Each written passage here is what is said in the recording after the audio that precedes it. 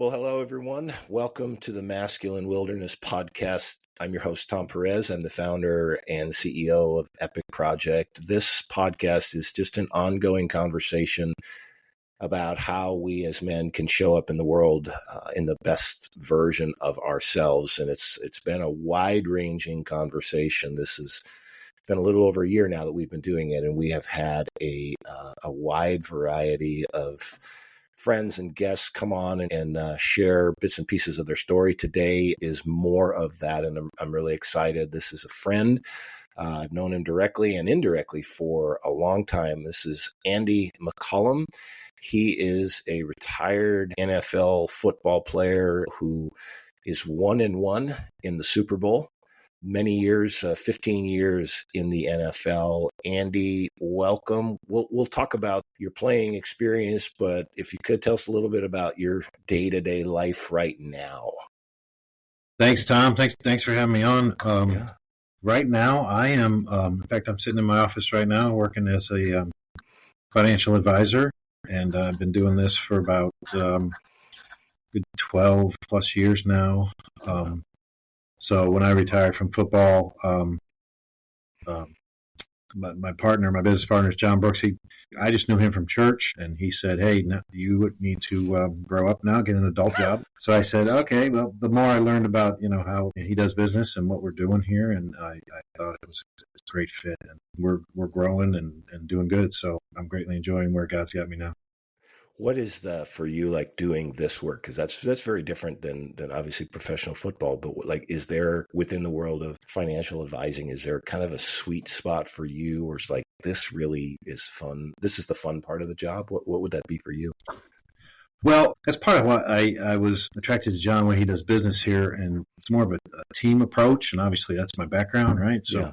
Vitamin team, and I'm sure you'll refer to it later. You talked to me recently about the anonymous fat guys. So, the team guys, the offensive lineman team guys, and you just want to do what's best for the team. And most advisors are one-man shows. They do their own thing, and that's not bad. They do a great job. I had one when I was playing.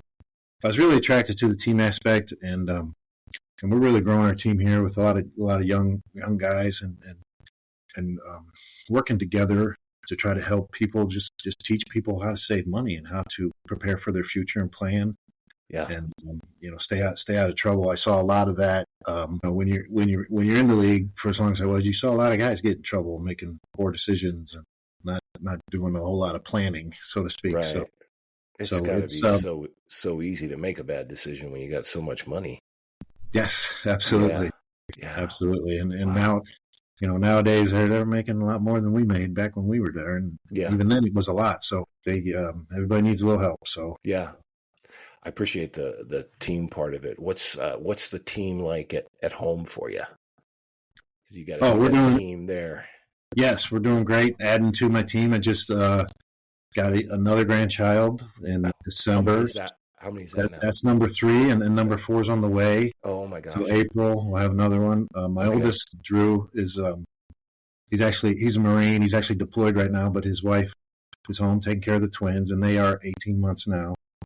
And boys or girls, one of each. One of each. One of each. And then Jake just got married a little over a year ago, and his wife had a baby in December. And that's a girl, Esther. And then Maddie, who is the older one, Drew's wife, is due again in April, which will work out good. Right when he gets back from his deployment, the baby should be born, so it should be great. And that's a boy. Wow. So now a grandparent. How's that for you and your wife? the grandparent thing is pretty awesome. Yeah, and it's the best. I do. I kind of neglected all my other children to talk about my grandchildren right there. So. Are you like me? I have no pictures of my own kids, but I have like hundreds of my grandkids. Exactly. Yeah, my phone's full of them, and I guess they're both the mothers are both daughter-in-laws. They're really good about sending pictures. They load up the pictures. You can see them on Facebook all the time, and she's really good about that, and it's fun to see them.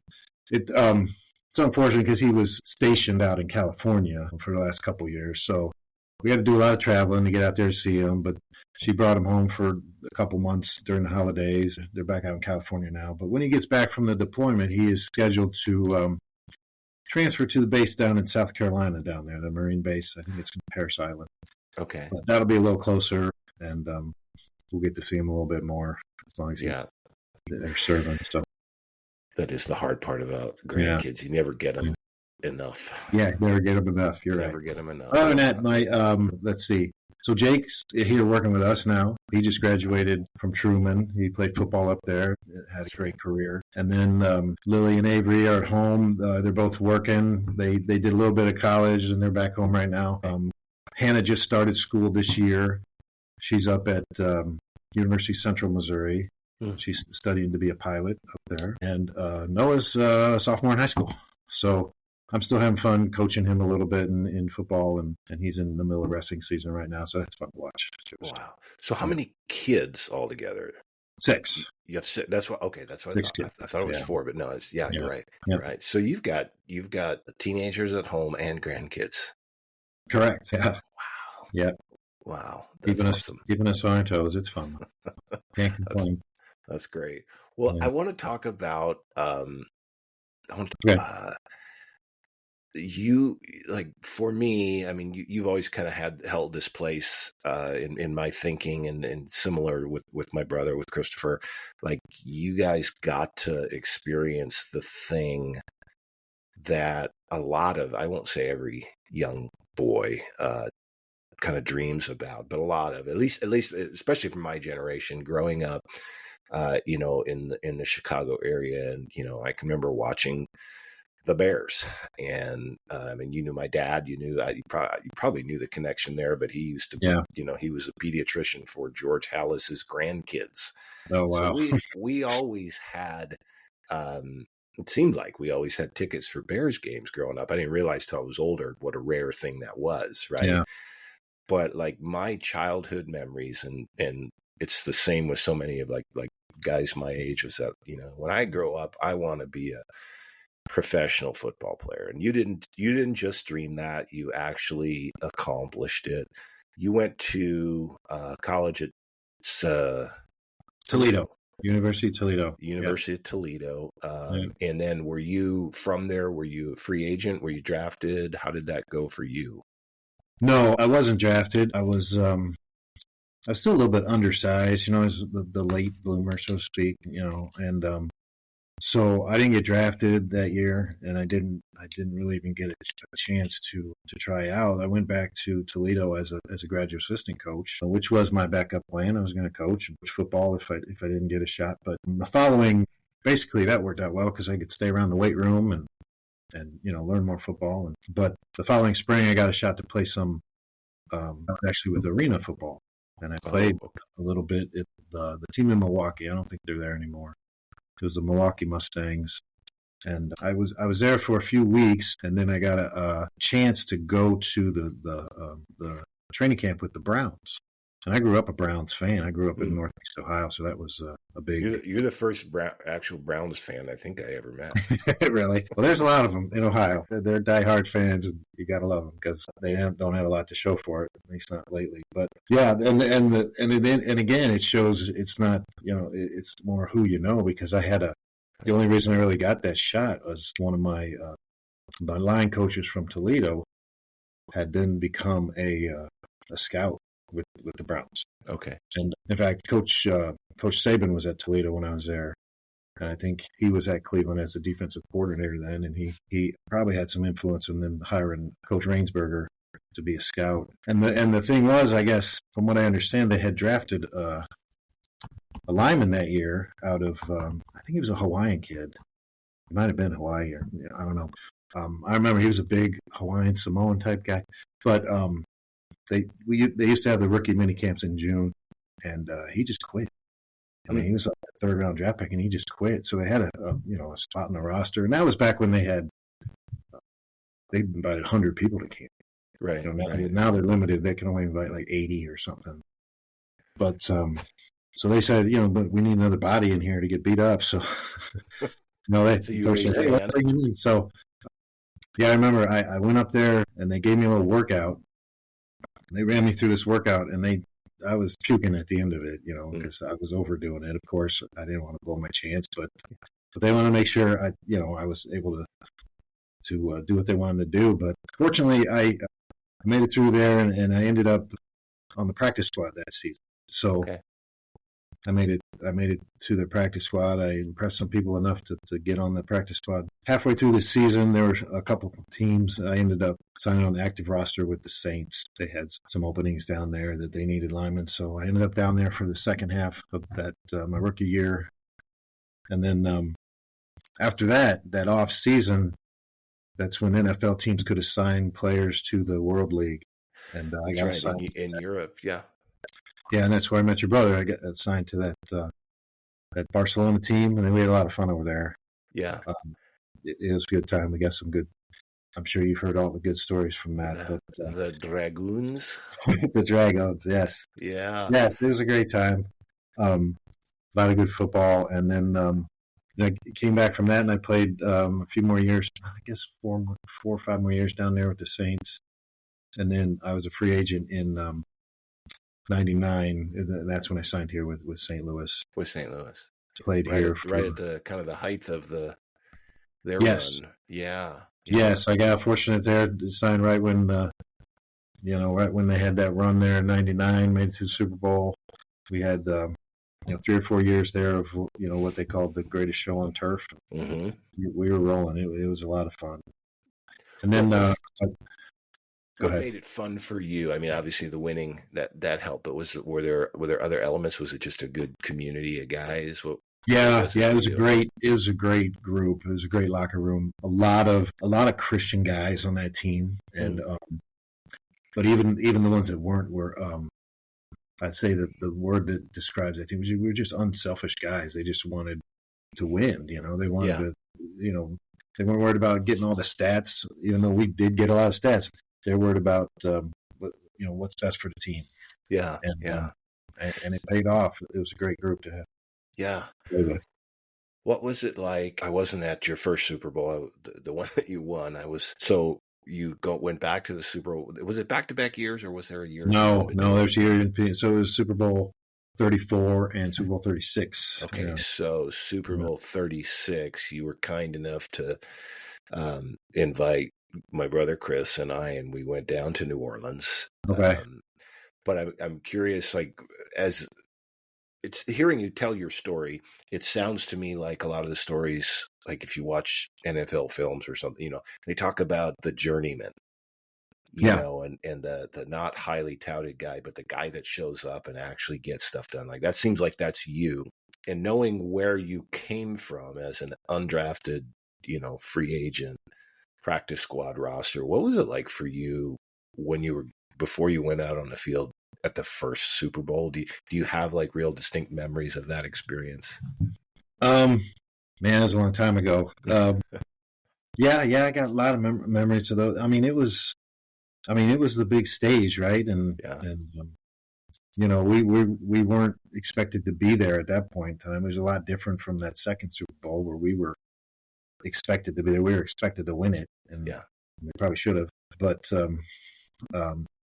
it was different, and the whole playoff run there was new for me because I hadn't been on good teams from the start. Those teams right down in New Orleans. We didn't make the playoffs when I was down there, so it was an enjoyable experience, a learning experience to see. And even nowadays, you can watch and see how much media is involved, how much hype's involved, how much And of course, it was good to have that group of guys, especially our offensive line group, just to stay grounded and realize we're just playing another game. It's just next week to play, and this is our job, and let's go have some fun. So it's interesting to hear you describe the locker room as a place full of it was sound like a good community of guys that wanted to kind of serve a purpose higher than just their own individual needs. What made it like that? Like what do you think was the source of that? Because let's start with that question. Like, why was the locker room, in your experience, why was it the way it was for you? I don't know. There were good groups on every team I played on. There's always that good group. Guys who always put the team first, and there's usually a good group of Christian guys there too that you try to get involved with, because there's always those small groups of other guys too that want to lead you down the wrong way, because Yeah. that's easy to happen too. But I think a lot of it here in St. Louis had to do with Coach Vermeil. And that was the years before I got here. I was still down in New Orleans, and he was here in 97, 98. And, I heard a lot of stories, even before I got here, a lot of stories of what he was doing with just cleaning out the roster and getting the guys that he wanted on the team, and getting the problem guys out, getting rid of the bad character guys, and just bringing in the right group of guys. And he was very successful at that. He's really, he really put a price on that character, I guess. Even almost as high as your talent and ability was, what kind of characters does this guy have before you got to sign with his squad? So I think he's a lot of responsible for that atmosphere that we had. And so you found yourself in the middle of that community of guys that had a lot of character. Yeah, absolutely. Yeah. In the broader culture, there's a lot of conversation about the way men act and the way men talk, and I know you've heard this, they describe it as locker room talk as a way to excuse it or justify it. Excuse me.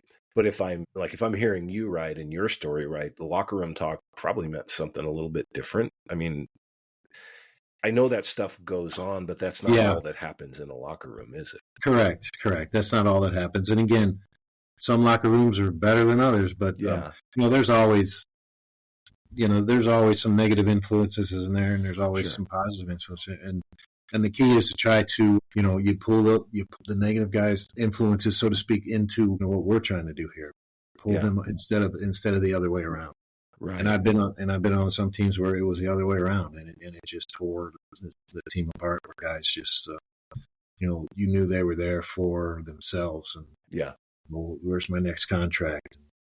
What kind of stats do I need this week to make sure I get that next contract? And I don't want to. Some guys, they weren't even wanting to be there another week for playoffs, because that's we got to work another week. So stuff like that, I couldn't really then fathom. We get to play football, guys. We're here to play, and we're getting paid to play football.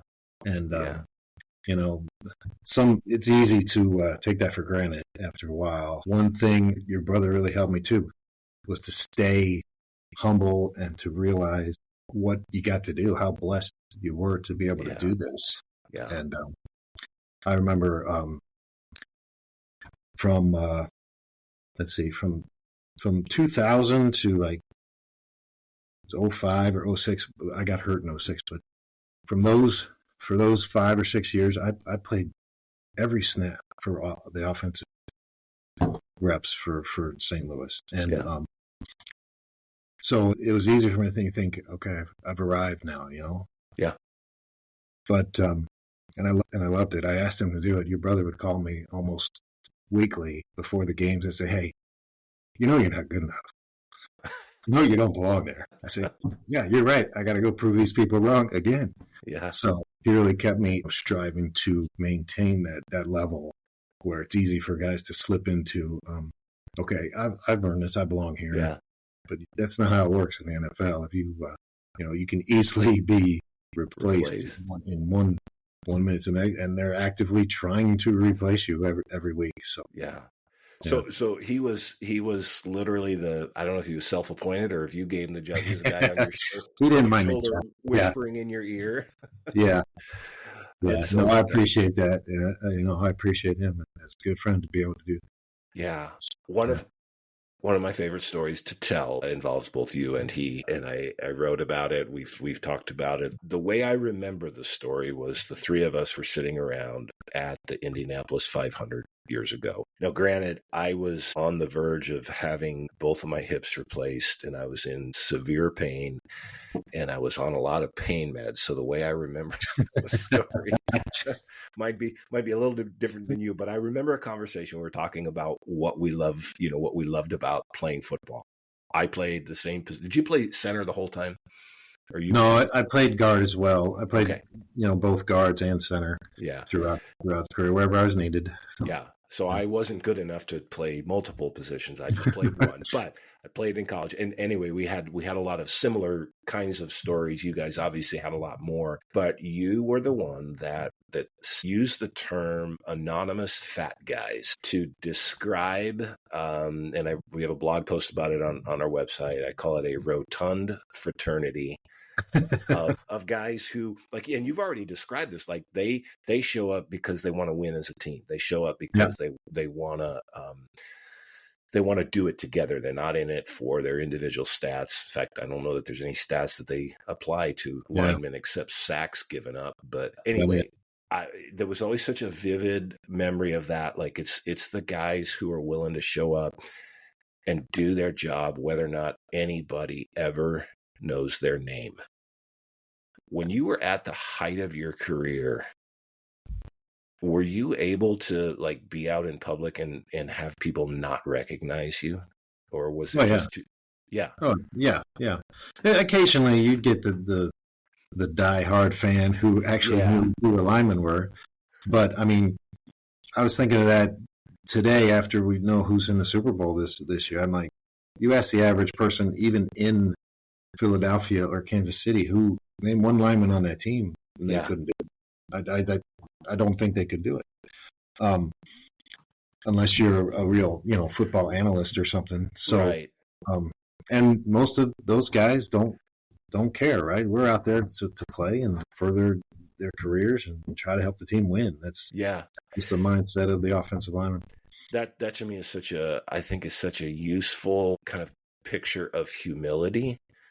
Because I think, and you mentioned it just a little bit ago, that, humility is obviously being mindful of your weaknesses and your flaws. That's Christopher in your ear going, you're not good enough, right?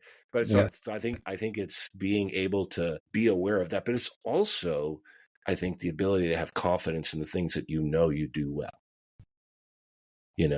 Sure. When you played, obviously it's been a minute now since you were playing, but like, what was it for you that, like, you can look back and go, I was actually really good at that? What were the things for you that you can say, I was really good at? There's probably just technique wise. When you get into the small techniques of offensive line, but I always thought there were three things to make you a good football player or offensive lineman, right? You need some speed, you need some strength, right? And you need to play with technique. All right. Physically, those are the things you need to do.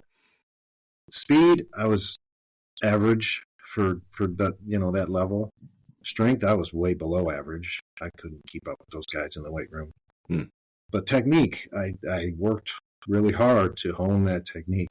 And I think I was pretty good at that. Other than that, the mental part of the game, I really enjoyed. So playing center too, and especially during those years where Martz was a coach and we had those flying offenses that we had, greatest show on turf. You had Hall of Fame players out there with. Oh yeah, a bunch of guys. But I really enjoyed playing center those years because the whole protection and everything. We threw the ball almost every play, right? So I'm having to call them out and setting up the protections for everybody, and I enjoyed doing that, making sure everybody's on the same page, and making the calls for the offensive line, and being an offensive lineman in the past yourself, we got to be as one unit, and everybody's got to know what everybody's doing, or your QB gets killed. So. It's a choreographed dance led by 300-pound dancers. That's how I would describe it. What role in that setting during your years playing, like, what role does humility play, or can it play? Like, what does humility look like in the professional sports world? Does it even exist? Yeah, that's a great question. It's tough because some guys need some of that, and some guys just naturally have that. And some of these guys are just so talented and gifted that they're gonna beat you, right? They're gonna beat you sometimes, right? Yeah. And I look back when I played, I look at a guy, I look at like Isaac Bruce and Torrey Holt out there. Those are our big receivers out there, the big name receivers we had. But they were both as talented as anybody And I know Torrey was just coming in as a rookie, learning from Isaac, but Isaac worked harder than anybody. Right? He didn't take anything for granted, and not just relying on the skill and the speed and all that stuff that he had. He worked his tail off, and he made sure everyone else in that room of receivers worked his tail off too. So guys like that showed their humility just by how hard they work, and everybody would follow along with that. So I'm a big fan of how he carried himself and led that group. So even though he knew what he was good at and what his potential was, that didn't keep him from being willing to do the work better. Yeah, every single day out there working his butt off, and he didn't need to tell everybody how great he was at it either. That's the one thing I learned. If you need to come tell me how great you are, then you're probably not that great. So he didn't need to tell anybody. I mean, we could just watch it on film. So you didn't chatter on the offensive line and try to get in guys' heads? I don't know if there was any time for it, but well, there was a lot of that. There's a lot of stories we could have talking about some of that, but no, I didn't do a lot of that. I was usually too tired to be talking anyway. But I did enjoy. So when I was playing center for the few years there, and Adam Timmerman was the right guard, and I always enjoyed. He got into a little chatter sometimes, and some of the guys were inappropriate about it, and they'd cross the line. But some guys were just funny. They were just hilarious. And I remember vividly multiple times Warren Sapp and Adam going at it, and it was hilarious. They're just funny jokes, trying to get in each other's heads and whatnot. And Adam was not very good at it. But Warren was very, very good at the trash talking, and he would win that. Although I know Adam would pretty much block him. Yeah, 9 times out of 10 and kick his butt in that regard. But I remember getting back to huddle a couple of times. So that's, Adam, you're losing this trash talking war. I know you're whooping him, but he's like, I don't care. I'm having fun. So that's so great. So it's not like the guy that lines up across you is necessarily your mortal enemy. You don't have to treat him like that. No. Yeah. There's some guys that get that would, at least back then, that would get that way. Yeah. Right. They would have to get themselves that way to play. But, after doing it for so long, you knew how to get yourself ready to play. And, that guy over there is trying to do the same thing. He's trying to win for his team, and he's trying to make a living for himself. Yeah, you learn to have some fun with it.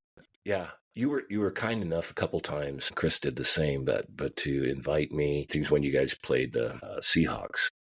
I think it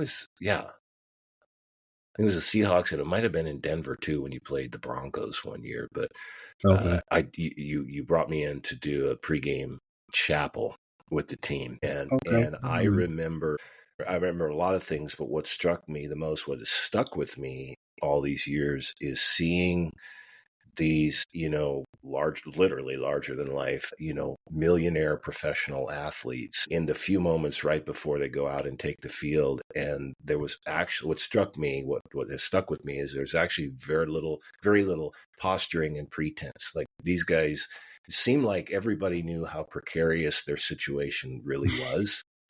Right. And they're going to go on the field. Nobody knew, like the next play, like something could happen. And it could be the end. And so I just remember the mood of the room as I looked around the room those few times that I had the chance to do that. Like, these are not like they weren't like scared little boys, but there were a bunch of young men that were pretty clear-headed about what they were about to engage in. And there's just very little of that posturing. I want to know for you, like, I know you had injuries. I don't think anybody gets through a career like that without some injuries, but like, how did you fight through that? What was there an injury for you that you thought, oh, this is it, the dream is over? Yeah, I was lucky. I'd like to say I was really blessed as far as injuries. And, I coach high school a little bit now, and I used to coach middle school, and I like to tell guys, one of the most important things that coaches look at of your ability is your availability, right? If you're hurt all the time, and we can't get you on the field. So I think that was a blessing. The Lord gave me a little durability, and so I didn't really I didn't really miss much practices. I didn't miss I didn't miss any games until maybe I think it was like the 12th year of my career. It was the first game of, I want to say it was the first game of '06. And, yeah, we were at home playing Denver, and I got rolled up and blew out my knee. So I was on IR the rest of that season. But that was the only major injury I had. I had to, fix the ACL and MCL in my left knee. But other than that, like I said, I can't complain. I know guys that played just a year or two, or just played college ball, and they're having trouble walking around and stuff like that because that would be me. something got hurt that shouldn't have, and I can't. I'm very grateful and thankful to the Lord for letting me get through that. I pay the price. I wake up with this and that hurting, and I got to make sure I do certain things to keep the blood flow going to places where it doesn't. But as long as I take care of myself a little bit, I can't complain. I knew what I was getting into. So. Yeah, that's great. What is the? Let me see if I can pose this question right. When you look at professional sports, when you look at football, certainly you have, there's a team full of physically powerful men, that have all the, you kind of alluded to this a little bit ago, but they have, by appearance and maybe even on paper, if you look at their numbers in the weight room and so forth, that they're very powerful, but not all of them are strong enough to, make it through a season, make it through a game. Like what is the difference between just raw undisciplined power and actual useful strength? Like, does that make sense? Does that question make sense? Because you said, you weren't the strongest guy on the field. Yeah. But you had a long, successful career because you relied on a lot of things besides just raw strength. Yeah. And I learned that as soon as I got to college. I mean, there were guys, I showed up at college. I was 230 pounds when I got there. I remember, and there were dudes. This was, it's not the highest level at Toledo, but it's the max school. It's still Division I, and there were guys showing up, way bigger and stronger than me. And by week 2, some of them quit, some of them were gone, some of them were sitting in the training room complaining about this or that boo boo. So I don't know. It's a mindset. You really need to love the game, especially if you're in the trenches as a lineman on offense or defense or linebackers or any of those areas where you're beating heads every single game, every single play, I should say. It's a lot of work, and you really got to love it to really fight through some of those things. And I still tell the guys I coach, the kids I coach, I mean, there's nothing more fun. I haven't found anything more fun than being able to beat a guy up a little bit on the football field and put him on his back, and then pick him up and go back and try to do it again. So and go eat pizza with him after the game. Absolutely. Yeah. What have you been able to carry over from that career into kind of into your world now? What things translated or were you able to transfer? I really think, and we touched on a little bit earlier, the team aspect. The team, and that's. I've been coaching the middle school kids and helping with the high school for the last 15 plus years, and I think that's one of the things I always wanted to make sure they got, even if we weren't any good at football, right? I wanted to make sure that they understood the team aspect of football, and by the time they get up to the high school, they understand that this isn't about one guy. Talented as that guy might be, he can't win the game by himself. It doesn't matter. He's got to have a team. You got to cooperate within the team. You got to work within the plan that the coach has to be successful. Yeah. So I think that's the number one thing we can get from any sports. And I think that's some of the great stuff that comes from youth sports that teaches people team. And you need other people, right? Yeah. It's kind of a picture of the church as well. So you got to have the whole body, right? Yeah. It's interesting that you phrase it that way too, because this is one of the ironies with the work like that we do at Epic with the men that we engage with that are actively buying sex, and they're the source of the demand that drives sex trafficking. So they're the focus of the issue, and they're the focus of our work. And one of the things that I feels like it's a nearly universal thing among the guys that we get to talk with, and research suggests this as well, is that they don't have a team. They're by themselves. They're isolated. They're insulated. There's just a lot of really unhealthy disconnection from everybody and everything. And so in that, they're out there drifting around without a team. And one of the most tragic outcomes for these guys is they end up saying, well, I'm going to exploit another person just so I can feel some form of connection. And that makes sense. Yeah. And so my ear is always tuned to kind of the messages that you're talking about. It's like, no, there's more to this, and men need each other. What has it been like for you just as an adult man yourself, never mind talking with the kids about team, like how have you been able to sustain that sense of team? You talked about it at work, but in terms of relationships in general, has that been hard for you? Has that been kind of a natural thing? It is kind of a natural thing after so many years of working as an offensive line in the framework of a team. But it's easy to fall out of that. It's easy to, especially if you're not, if you're not the outgoing person, and there's opportunities all over the place, and God's put them in front of you. But it's easy to just walk right by and miss it, right? The opportunities for that Bible study at church with a group of men, or, we even have them here in the office once a week, or, any sort of group that you get involved with that can have your back and to take care of you as a teammate. And some guys, not just guys, I women too. I mean, you've never had that background of teamwork, ever before. It's kind of foreign, right? Mm-hmm. So it is kind of tricky to see where you fit in, and I can see where you're talking about how that might impact some of these guys that are getting led astray. And, there's so much isolation out there, and it's really, really tragic. When you went from just being a professional athlete to, and I know your kids were born, your oldest ones were born while you were still playing, right? Yes. Yeah. They were all born when I was playing. Okay. Except Noah. He was born, that last year. My last season was in Detroit in 2008, and he was born right before that season started. Right before that. Okay. What was it like for you to all of a sudden find yourself like, oh my gosh, I'm a dad? When you, especially with, I know you have sons and daughters, but I'm really curious, like as your sons entered your life, what did that do to your sense of, okay, what does it mean to be a man? How do I treat how do I raise these sons? How did it impact you as a dad?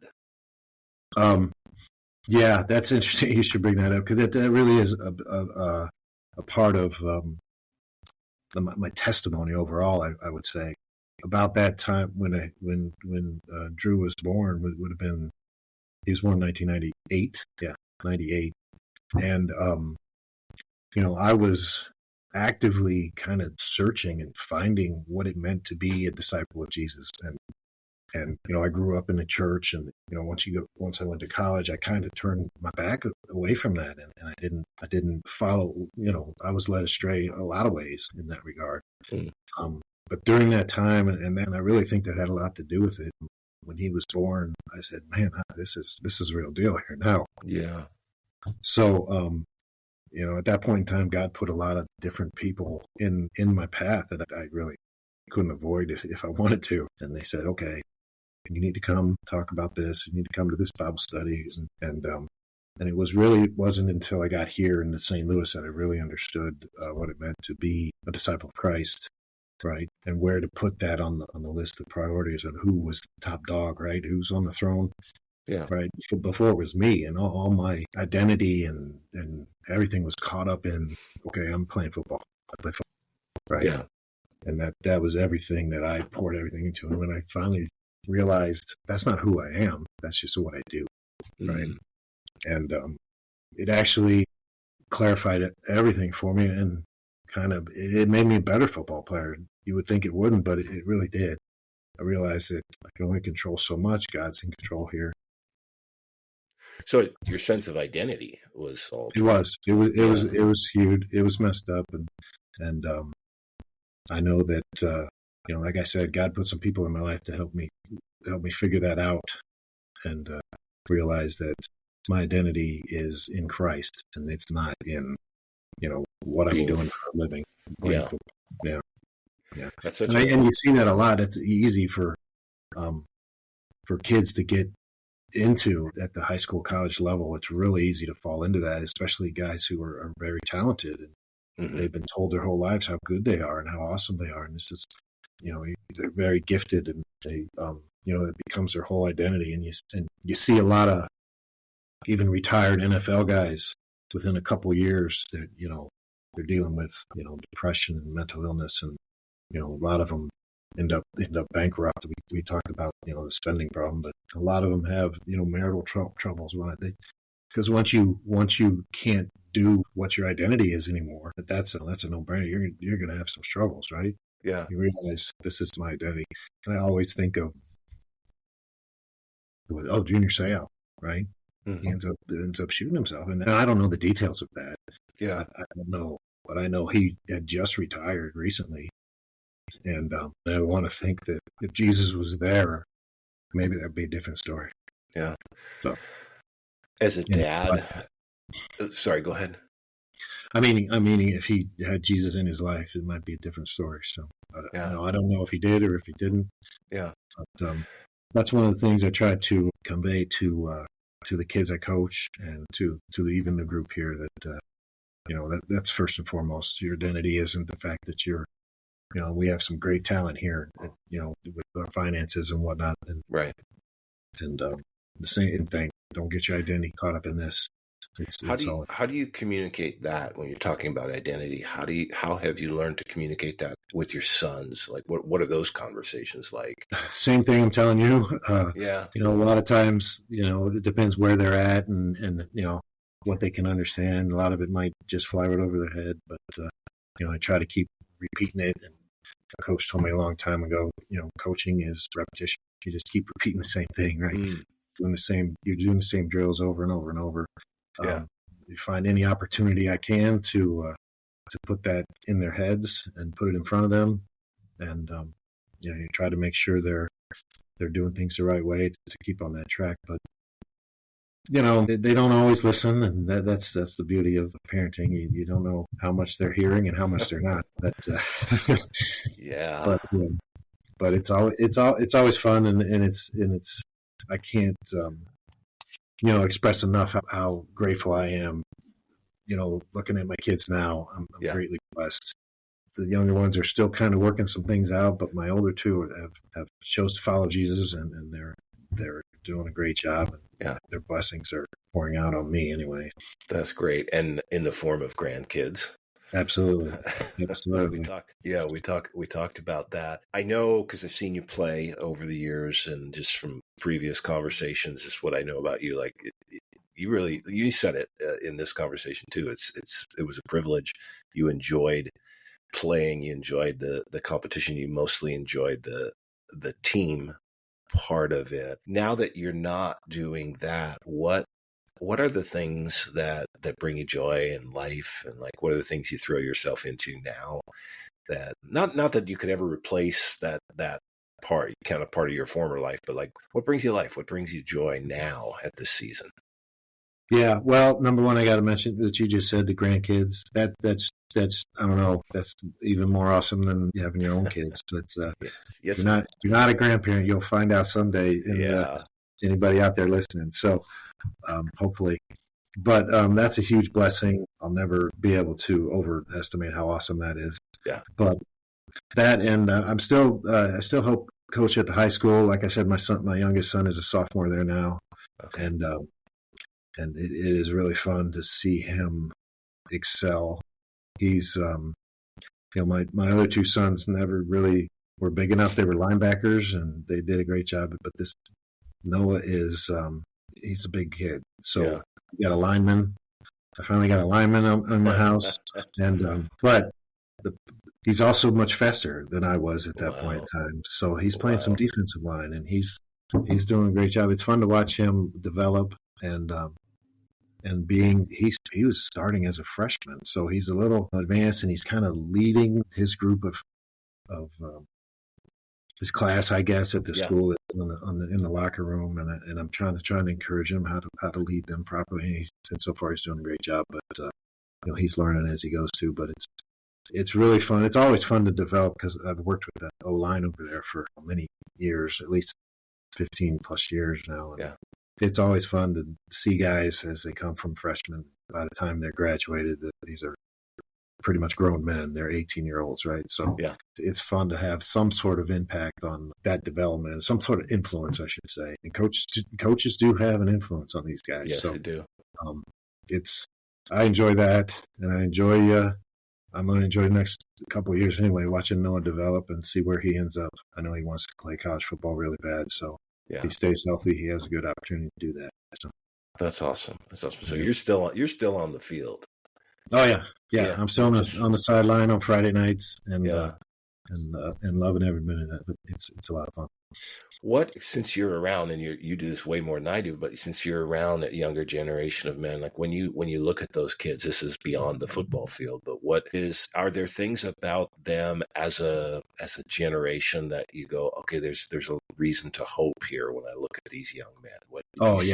What do you see?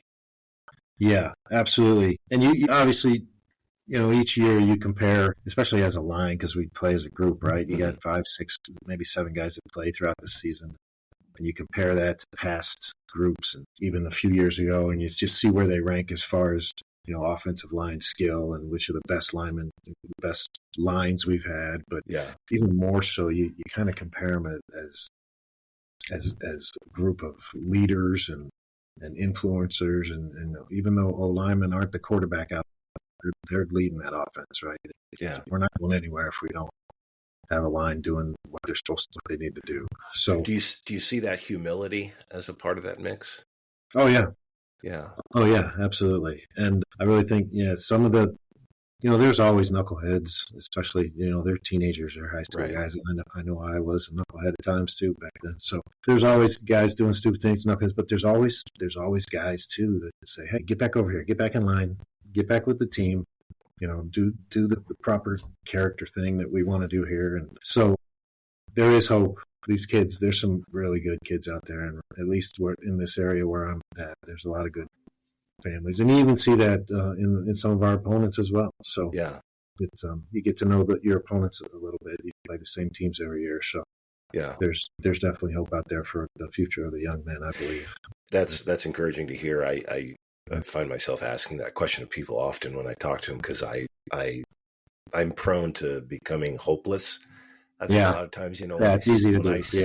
I mean, there's so many reasons to feel that way. So I find that it's good for me to keep asking and to be reminded, like you said, that there actually are some really good young men out there. I get asked because I speak all over the country on trafficking, and it's just not that hard to tell sadly, it's not that hard to tell a dramatic story about someone's trauma and exploitation. And almost without exception, whenever I speak, I'll have people come up and say, well, how can I keep my daughters safe? And my answer to that question these days is we raise safe sons. That's how we keep our daughters safe. We raise safe sons. We raise humble sons. We raise sons with true strength that are willing to, serve and sacrifice in the ways like you described as it goes back to the anonymous fat guys, right? The guys that are willing to show up and serve a greater good. Yeah. That's what this is about. I think that's what I love. I don't have it behind me. You see that I've got some old pictures, from when I played, but there's one, it actually hangs on my grandson's wall right now. And we blew it up to like poster size, but it's just this mass of mangled bodies. And at the bottom of the pile, and there I am at the bottom of the pile. I think it's the play where I broke my back. Oh no. I had 2 guys roll up behind me and 4 guys come at me, head on. Yeah. And I'm literally kind of bent in half. It's one of my favorite pictures because it shows, I can tell you why everyone was in the position they were in on that particular play. I remember the play, and I remember that we scored a touchdown on it. But it came at a cost. Yeah. And we had to work together. I love, there's just so many messages that sports can teach. I want to just zoom out. I want to kind of, our tradition is to give our guests the last word. If you were to have the opportunity to speak to a high school gym full of nothing but young men. Now, this has nothing to do with football, but if you had the opportunity just to speak to a high school gym full of young men about being a real man, what would you say? I'd probably tell you similar to what we discussed earlier about, what is your identity? Mm-hmm. And everyone has that. And at that age, you're still figuring that out. Like I told you, I didn't figure that out until well into my 20s, late 20s. So I would say, it's easy to just float through too and just, move on to the next thing when you're at that age. Get through high school, senior year, going to college, next thing, right? Take some time and figure out, who you are, right? Where your identity lies. And you and I both know the only, true identity that you're going to find is in Jesus. You put your hopes and dreams in anything else, it's going to eventually fail. Even if it's, you end up playing years in the NFL, making millions and millions of dollars. It's not, you can't take it with you. It's not going to save your eternal soul. So, I would say, I would make sure, and I just thought of that today, thinking back to when I was coaching those youth teams for so many years. I'd make sure I got all my assistant coaches together, which were just dads, right? Yeah. I said, we're going to make sure at some point in time, whenever we can, just put the name of Jesus in front of these kids. What they know, what they don't know, right? Some of them would come up later and have questions, and that was really affirming for me. Things like that, it was pretty awesome. But that's, I guess, that I'd find a way to tell them that, mix it in with some football stories, and try to make it interesting, and try to get them hooked to just have that, plant that little seed, I guess. Yeah. That's so great.